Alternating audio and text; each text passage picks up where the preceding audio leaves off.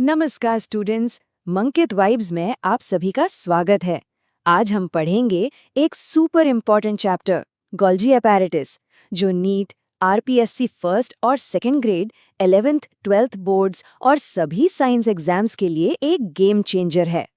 तो चलिए फटाफट देखते हैं कि आज हम क्या क्या कवर करने वाले हैं। हम शुरू करेंगे इसकी खोज से, फिर इसकी बनावट को समझेंगे, इसके काम करने की प्रक्रिया देखेंगे, इसके मुख्य काम जानेंगे और आखिर में कुछ एग्जाम लेवल के एमसीक्यूज भी सॉल्व करेंगे। ठीक है, तो चलिए शुरू करते हैं। भाई, इस जरूरी सेल ऑर्गेनल को आखिर खोजा किसने था और क्या इसके और भी नाम है? आइए जानते हैं। तो बात है 1898 की, जब साइंटिस्ट कैमिलो गोल्जी ने इसे उल्लू की नर्व सेल्स यानी तंत्रिका कोशिकाओं में पहली बार देखा था। पौधों में इसे डिक्टियोसोम के नाम से जाना जाता है और इसका एक और नाम लाइपोकॉन्ड्रियन भी है। ये नाम याद रखिएगा। चलिए अब जरा अंदर झांकते हैं और इस सेल्यूलर पोस्ट ऑफिस की बनावट मतलब इसके आर्किटेक्चर को समझते हैं, जो असल में सेल का मेन सॉर्टिंग और शिपिंग सेंटर है। यहाँ स्क्रीन पर देखिए, हमें दो अलग अलग व्यू दिख रहे हैं।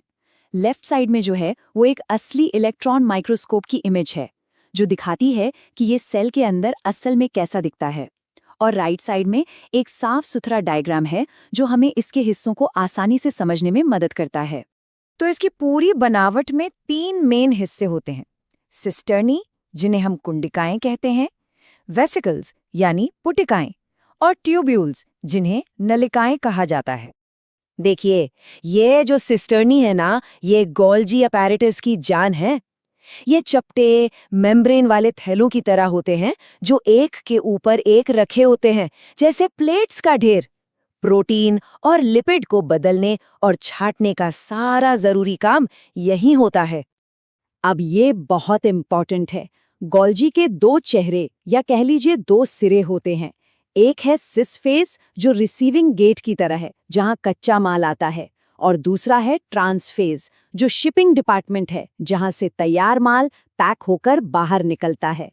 तो अब जब हम इसकी बनावट समझ गए हैं, तो चलिए अब देखते हैं कि ये एक फैक्ट्री की असेंबली लाइन की तरह कैसे काम करता है। ये बहुत मजेदार है। इस पूरे प्रोसेस को हम 4 आसान स्टेप्स में समझ सकते हैं। हम एक मॉलिक्यूल का पीछा करेंगे और देखेंगे कि गोल्जी के अंदर उसका सफर कैसा होता है। तो सफर शुरू होता है आगमन से।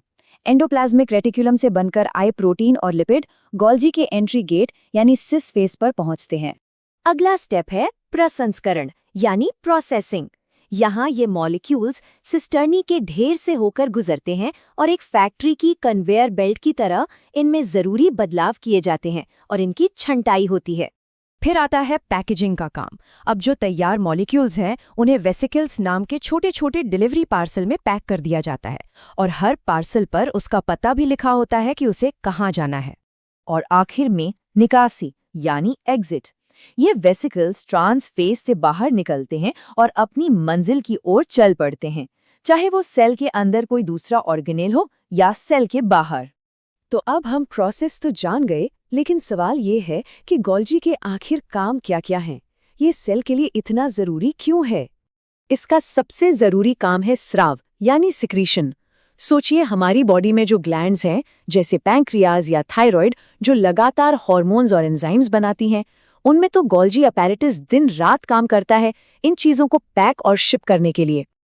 पर रुकिए, गोल्जी सिर्फ एक पोस्ट ऑफिस नहीं है, ये एक कंस्ट्रक्शन साइट भी है। ये लाइसोसोम जैसी जरूरी चीजें बनाता है, जो सेल के रिसाइकलिंग सेंटर होते हैं। और तो और, स्पर्म के सिर पर मौजूद एक्रोसोम भी यही बनाता है, जो फर्टिलाइजेशन के लिए बहुत जरूरी है। चलिए, अब समय है अपनी नॉलेज को टेस्ट करने का। यहाँ इस चैप्टर से 5 सुपर इम्पोर्टेंट एमसीक्यूज दिए गए हैं। तैयार हो जाइए।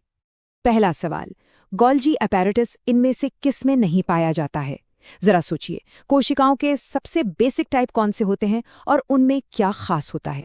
सही जवाब है सी, प्रोकैरियोटिक कोशिकाएं।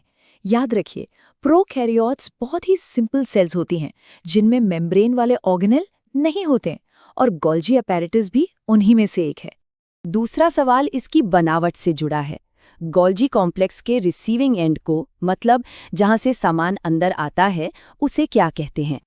बिल्कुल सही, इसका जवाब है सी, सिस फेस, जैसा कि हमने पहले देखा था, सिस फेस या फॉर्मिंग फेस हमेशा एंडोप्लाज्मिक रेटिकुलम की तरफ होता है ताकि आने वाले प्रोटीन और लिपिड को रिसीव कर सके। तीसरा सवाल, गोल्जी अपैरेटस का मुख्य काम क्या है? प्रोटीन बनाने की पूरी कहानी में इसका क्या रोल है? सही उत्तर है बी, प्रोटीन का मॉडिफिकेशन और पैकेजिंग। ध्यान दीजिए, प्रोटीन बनाता राइबोसोम है, लेकिन गोल्जी उसे फाइनल टच देता है, उसे छांटता है और उसकी मंजिल के लिए पैक करता है।